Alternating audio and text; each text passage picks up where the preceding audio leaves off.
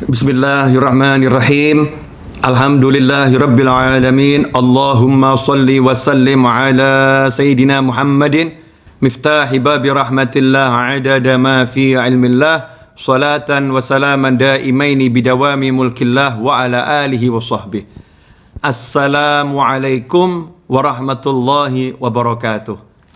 Alhamdulillah bisa ketemu kembali dalam kajian Orang Bijak Berkata. Sebuah kajian yang saya buat untuk menghimpun ucapan orang-orang soleh terdahulu, nasihat orang-orang soleh terdahulu, yang tentunya insya Allah penuh barokah dan akan mendatangkan rahmat kalau kita dengarkan dan kita kaji. Mudah-mudahan insya Allah dimanapun Anda berada, sehat, bahagia, selamat. Ya, sehat, bahagia, selamat. Pada episode kali ini kita akan belajar tentang masalah ridho, puas atau protes. Puas atau protes, ridho atau protes. Di kondisi yang saat ini kita lihat, dunia sedang dilanda wabah corona COVID-19. Ada banyak hal yang mungkin terasa tidak enak. Yang tadinya bebas bergerak kemana-mana, sekarang menjadi di rumah saja. Ya, menjadi di rumah saja.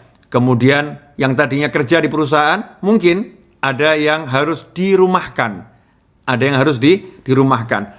Kondisi-kondisi yang nggak enak. Bukan hanya saat ini, masa lampau, dan akan datang dalam kondisi apapun, ada hal-hal yang tidak enak yang harus kita sikapi.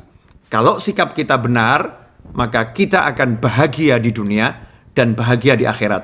Kalau sikap kita salah, hati kita salah, maka kita susah dunia, susah akhirat. Na'udzubillah min dzalik.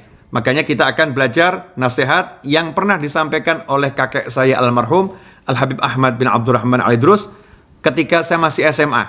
Jadi waktu saya SMA, saya berkunjung ke rumah kakek saya di Kudus untuk menemui kakek saya. Di situ saya dikasih nasihat. Kalau kamu mau bahagia dunia akhirat, maka pegang nasihatnya Habib Abdullah bin Alwi Al-Haddad radhiyallahu anhu berikut. Nasihat yang satu ini akan cukup membuat kamu hidup bahagia dunia akhirat. Habib Abdullah Al-Haddad itu nasihatnya banyak radhiyallahu anhu. Beliau seorang ulama besar yang wafat kurang lebih 300 tahun yang lalu. Kendati dari usia 4 tahun sudah tunanetra, tapi karya beliau, ibadah beliau, perjuangan beliau sampai hari ini kita rasakan manfaatnya. Rotibul Haddad, Wirdul Latif, ya, dan juga kitab-kitab beliau yang beliau karang dalam keadaan tunanetra dibaca di seluruh penjuru dunia. Salah satunya adalah nasihat beliau dalam syair ini. Dalam kumpulan syair-syair beliau ada satu syair, ada satu bait syair dari syair tersebut yang pernah disampaikan kakek saya. Bagaimana bunyinya? Syair Habib Abdullah Haddad radhiyallahu anhu, wa in tardha bil maksumi 'ishta muna'aman wa in lam takun tardha bihi 'ishta fi hazan.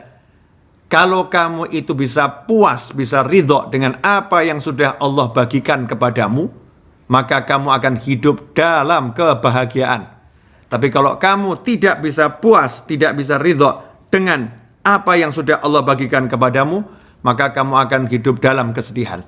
Jadi kalau kamu puas, ridho dengan bagian Allah, istamuna aman, hidup dalam kenikmatan, kebahagiaan, kenyamanan, semua yang enak-enak akan kamu dapatkan. Tapi kalau kamu tidak bisa puas, tidak bisa ridho, kamu protes, maka kamu akan hidup dalam kesedihan.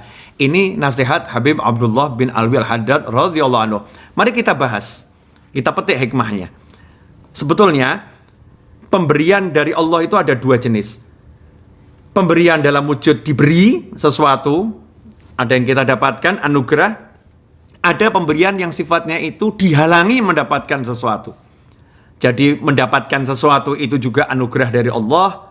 Terhalang dari mendapatkan sesuatu juga anugerah dari Allah subhanahu wa ta'ala. Bagaimana caranya agar kita menjadi pemenang, menjadi orang yang sukses ketika mendapatkan pemberian, baik dalam wujud anugerah yang diterima maupun terhalang dari suatu keinginan? Caranya adalah hati kita harus melihat di jagat raya ini, di alam semesta ini, dimanapun dan kapanpun, tidak ada yang bisa memberi seseorang sesuatu, tidak ada yang bisa memberi kita sesuatu, kecuali Al-Mu'ti, kecuali yang maha memberi, yaitu Allah subhanahu wa ta'ala. Hanya Allah yang bisa memberi.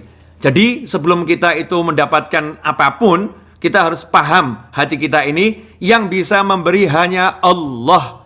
Yang bisa memberi hanya Allah. Sehingga ketika kita mendapatkan sesuatu, kita nomor satu melihat ini yang memberi adalah Allah subhanahu wa ta'ala. Ini adalah anugerah dari Allah subhanahu wa ta'ala. Ketika terhalang dari sesuatu, kita juga melihat yang menyebabkan ini bisa terhalang adalah Allah subhanahu wa ta'ala. Al-mani' wallah. Yang menahan adalah Allah subhanahu wa ta'ala. Ini sikap hati. Sehingga ketika mendapatkan sesuatu, wujudnya apapun, kita senang. Karena kita disapa sama Allah. Kita diperhatikan oleh Allah.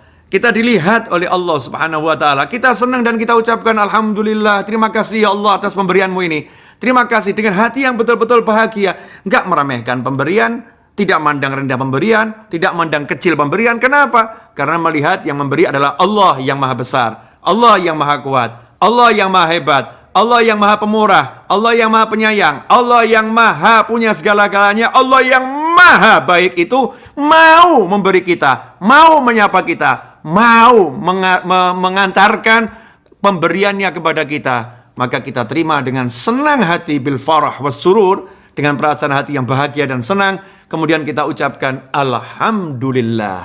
Allah Ta'ala dalam sebuah hadits qudsi mengatakan, kalau seorang hamba itu ridho dengan sedikit pemberian Allah Ta'ala, maka hasilnya apa? Allah ridho dengan sedikit amal yang dia lakukan. Untuk masuk surga kita butuh amal yang banyak. Untuk selamat dari neraka kita butuh amal yang banyak. Untuk selamat dari siksa kubur kita butuh amal yang banyak. Tetapi Allah menjanjikan kalau kita dikasih Allah apapun, kita terima dengan senang dan terima kasih pada Allah, maka sedikit amal kita akan dihargai besar oleh Allah subhanahu wa ta'ala. Allah senang dengan kita karena kita menghargai Allah. Kita nggak lihat nilai pemberiannya, tapi kita lihat yang memberi. Maka saat itulah Allah pun tidak melihat lagi besarnya amal kita. Yang dilihat adalah besarnya syukur kita pada Allah subhanahu wa ta'ala. La in syakartum la azidannakum wa la in kafartum inna adzabi la syadid. Kalau kalian syukur pasti aku tambah. Kalau kalian kufur ingat siksaku amat pedih. Maka ketika pemberian yang sedikit dalam pandangan manusia atau ukuran nominal atau dalam pandangan ilmu kita kecil, tetapi hati kita melihat itu besar karena Allah yang memberi, sehingga kita puas. Kita melihat di bawah kita masih banyak orang yang lebih susah, di bawah kita masih banyak orang yang lebih kondisinya lebih buruk. Kita kemudian bersyukur, terima kasih ya Allah. Maka berlakulah sabda Nabi Muhammad SAW, barang siapa dalam urusan dunia melihat kepada yang lebih rendah, dalam urusan akhirat melihat kepada yang lebih sukses, maka dia dicatat sebagai hamba yang sabar dan bersyukur. Sementara dalam urusan dunia dia melihat kepada yang lebih sukses, sementara dalam urusan akhirat melihat kepada yang lebih rendah, maka dia tidak akan pernah dicatat sebagai hamba yang bersabar dan bersyukur. Ikhwani rahimakumullah. Maka apapun kondisinya, bagaimanapun keadaannya, lihatlah Allah yang memberi. Kalau udah melihat Allah yang memberi, maka kita akan ridho, kita akan puas, kita akan senang, dan kita akan hidup dalam penuh kenikmatan. Sebaliknya, naudzubillah min dzalik, kalau kita nggak melihat Allahnya, kita lihat nominalnya, kemudian kita bandingkan dengan yang dimiliki orang lain yang lebih sukses, orang lain yang lebih hebat, orang lain yang lebih kaya, orang lain yang lebih mapan, kemudian kita merasa, kenapa aku seperti ini?